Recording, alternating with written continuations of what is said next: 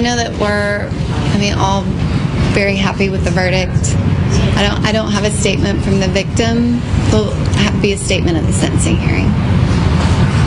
He was found guilty on all of the counts, the maximum on each charge. Tell me about that. It's 15 to 25 years on the aggravated rapes, 8 to 12 on aggravated sexual battery, 3 to 6, I think, on the other. General Thurman, was that your final closing argument? It was, yes. Can you tell me a little bit more about it? I don't know what else you can say, I don't stay on one job very long. I've been here 39 years. So it's time to move on. Did that thought cross your mind as you were wrapping up and looking at that jury? It's the last time in 37, 38 years, and probably one of the most widely known cases that you handled. Oh, yes, obviously it crosses your mind when you're leaving. I'm going to keep my law license. If I get bored, I might do something. So I don't know if I'll ever see a jury again, but for right now, as a prosecutor, that'll be my last closing argument, unless I go somewhere as a special prosecutor. So. General Moore, that's about as much as we've heard out of General Thurman in many, many years. Would you like to add to that?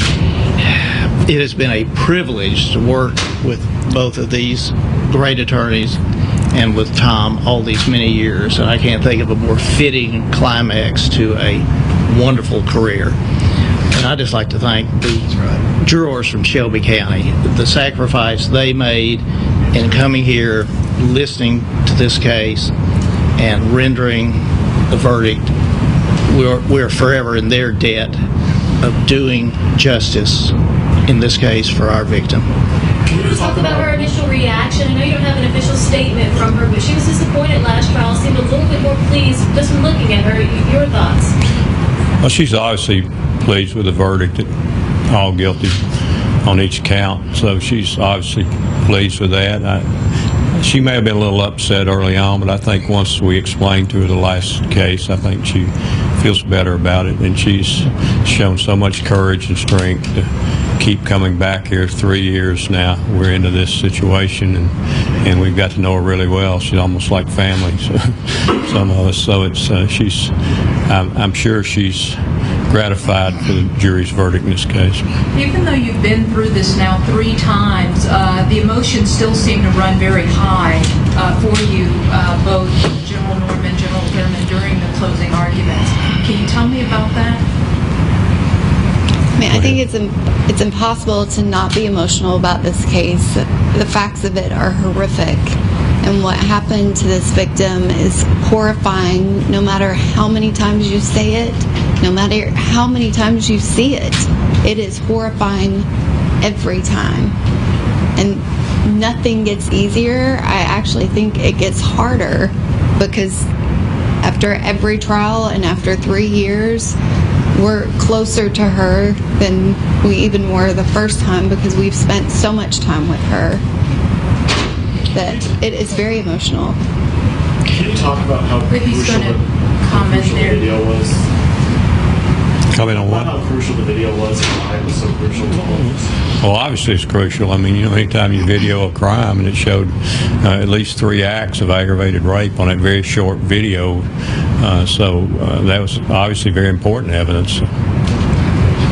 And I was just going to say, the gentleman standing over here, Detective Mayo, Detective Gish, Sergeant Shreve, can't say enough about the tremendous work that they put in this case and the dedication that they represent for the Nashville Police Department, of all of the officers. But they did a great job, and we should be forever grateful to them.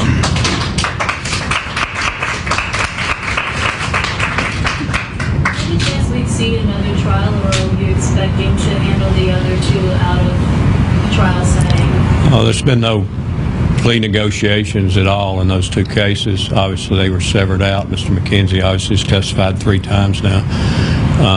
I'm sure they'll be set on a docket, and then they'll do just like any other case. We'll start plea negotiations. If nothing can be agreed to, then they'll be set for trial, I'm sure. I know severing wasn't ideal initially, but do you feel that maybe that helped see 2 sides more clearly exactly what they did? You got to say a little bit more, at least include a little more than the last time they were together?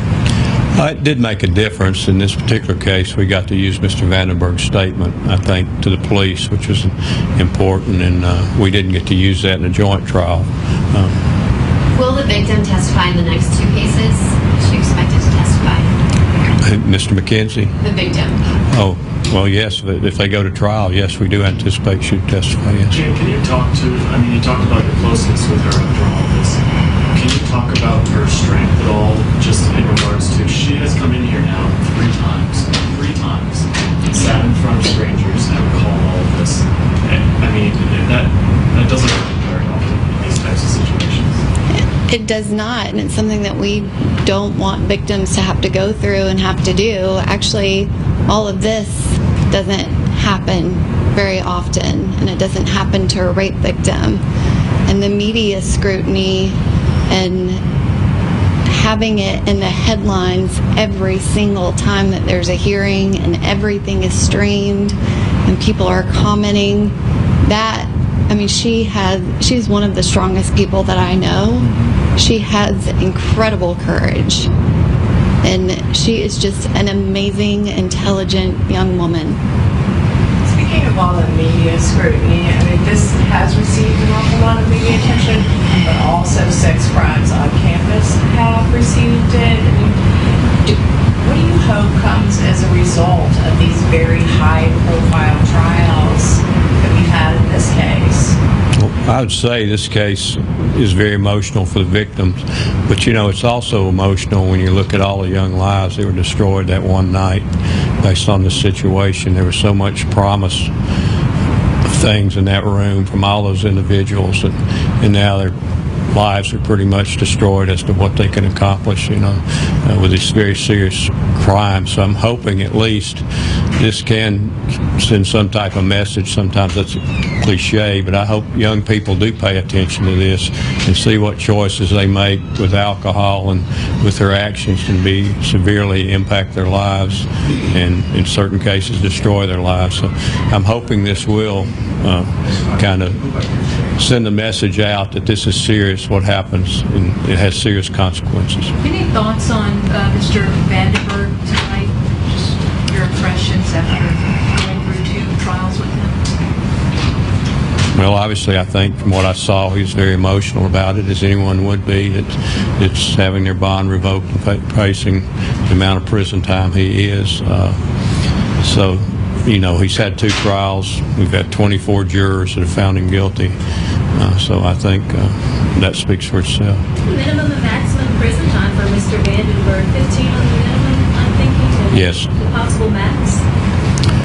You just have to count it up. If, in fact, we ask for consecutive sentencing, that decision won't be made for a while. But So that is allowable, consecutive sentencing? it could possibly be in certain situations. I'm not saying it is in this situation. We haven't even looked at that to consider it, so that'll be done at a later date. Thank you.